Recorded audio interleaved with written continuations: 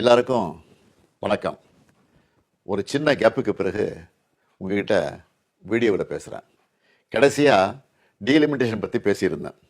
அதை தொடர்ந்து எலெக்ஷன்லாம் நடந்து முடிஞ்சிருச்சு, ரிசல்ட்டும் வந்துச்சு.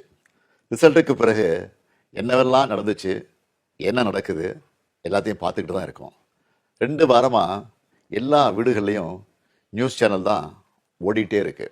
அந்த அளவுக்கு பரபரப்புக்கு பஞ்சமில்லாமல் போகுது.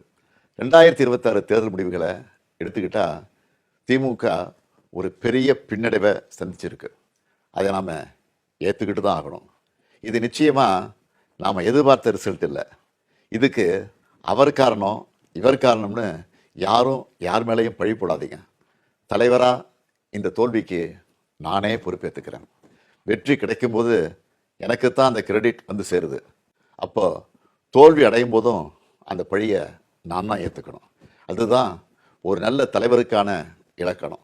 சரி, தோத்துட்டோம், அதுக்கு நான் அதையே நினச்சிக்கிட்டு முடங்கிட மாட்டேன். உடனே அப்டேட் ஆகி மீண்டு வருவேன். நம்ம எல்லாருமே அப்படி தான் வரணும். அதுக்கு உங்களோட ஆலோசனைகள், பரிந்துரைகள், ஐடியாக்கள் எனக்கு வேணும். எலெக்ஷனாக இருந்தாலும் கரெக்ஷனாக இருந்தாலும் உங்ககிட்ட தான் வந்தாகணும். மக்கள் தான் எல்லாம். இந்த தேர்தல் முடிவுகளுக்கு என்ன காரணம்?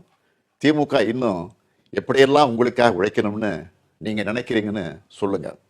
உங்களோட கருத்துக்களை ஓப்பனாக சொல்லுங்கள். அதுக்காகத்தான் இந்த உடன்பிறப்பின் குரல் வெப்சைட்.